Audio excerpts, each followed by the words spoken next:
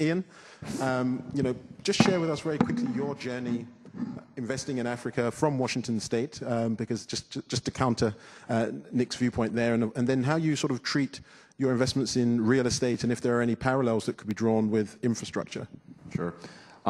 Again, thanks for having me. It's tough to be the ninth of nine. I'm not sure if I should speak faster or say less, so you can just signal me with the hook when you're ready for me to shut up.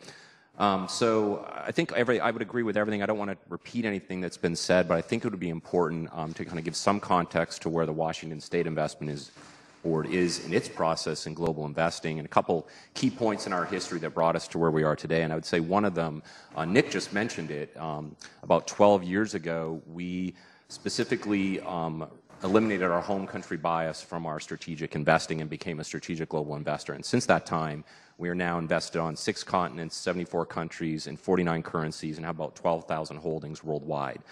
So we are there. I think it's in a slight contrast to Chuck's situation, so that's why I'd like to give some context, again, for where we are.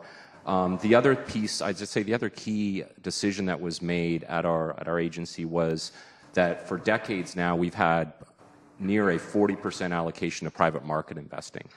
That started out in private equity. It's expanded to be real estate and also tangible assets. Real estate and private equity are both active in South Africa and the African continent.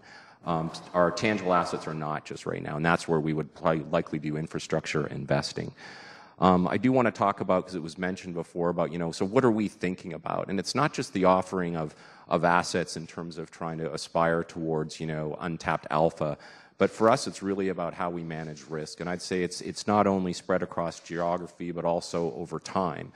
And by time, what I mean is we take a very long-term approach, and what we're always trying to think about is, what is the portfolio that we want to have 20 years from now? What does that right portfolio look like? And I would say Africa would certainly be a part of that portfolio and continue to increase in significance for us.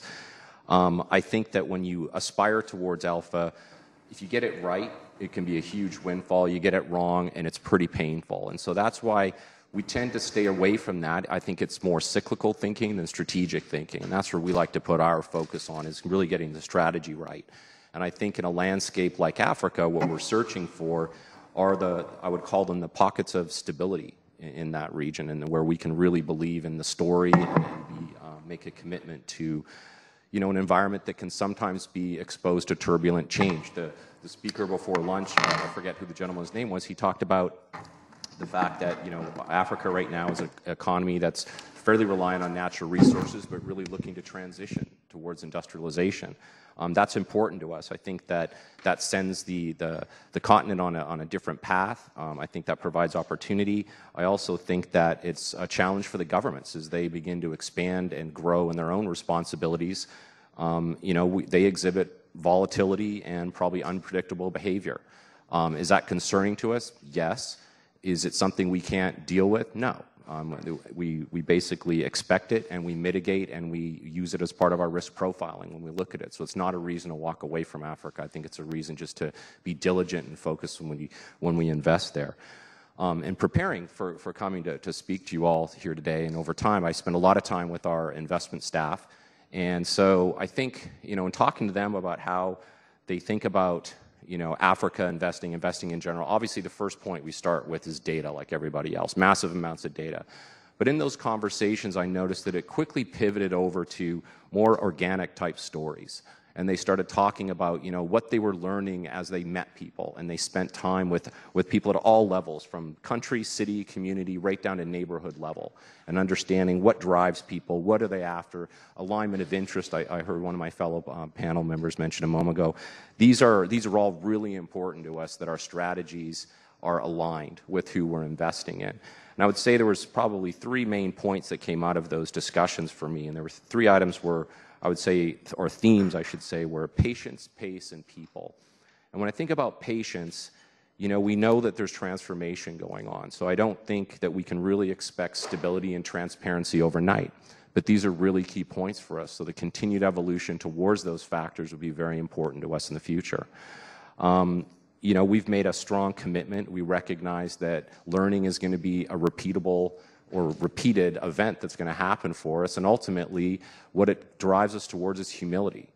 You know, we don't know what we don't know right now, but we realize that it's about getting face-to-face with people and really understanding the investment spectrum in Africa, and that's really where we spend a lot of our time when we actually meet with people. And just before I move on, I just want to give some context for how widespread our investment portfolio is. So primarily, the three countries that we're investing in are South Africa, Egypt, and Morocco, but we also have exposure in Nigeria, Ethiopia, Tunisia, Nambia, and Kenya. So we're quite widespread right now in Africa, which I think is important to note for this conversation, obviously.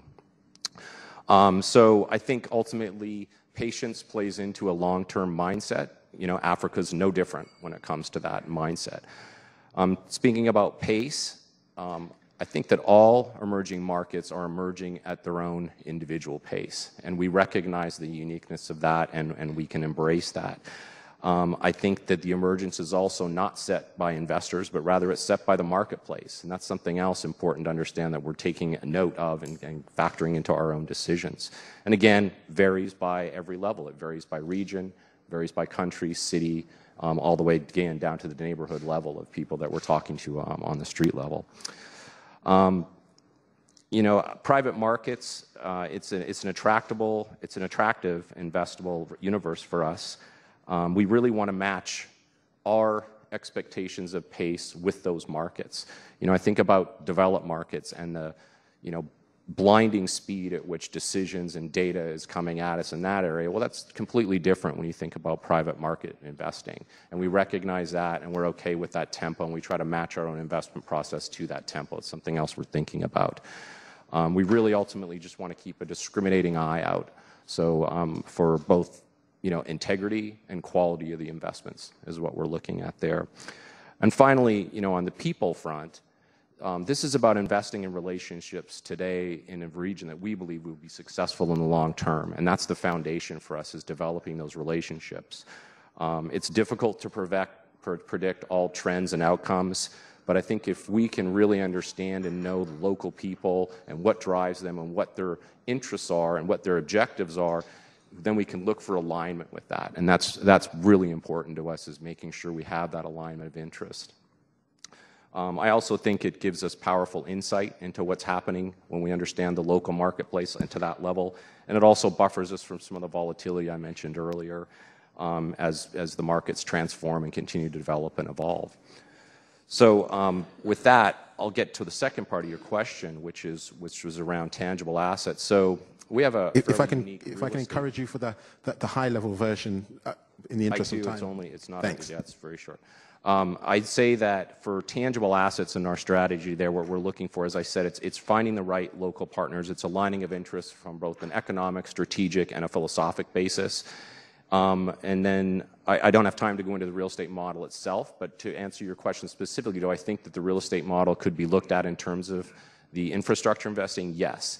I think there are challenges with that. I think scale is going to be a problem. If you understand how our real estate model works, I think you'd be looking at, as we talked about, the institutional investor space in the United States is not a monolith. They're all individually different sizes and have different agendas and different objectives. I think you have to find ones with the scale to be able to do that, and I'd say it's probably more of an economic scale than anything. And then I think the other piece of that you don't want to overlook, or we don't want to overlook as we look to whether we would want to pursue a strategy like that versus otherwise, is it really requires a lot of hands-on expertise and development of knowledge about what these deals are, what how the infrastructure process works. It was interesting listening to the agriculture conversation a minute ago. That's the level of detail we're going to want to get into and build that expertise before we could apply a model like our real estate model. You mentioned 40% in private markets. Yeah. Yes. So, yeah, our new asset allocation is actually up to 43. Fantastic. Doing business in Africa. You can't afford to be without Africa Investor.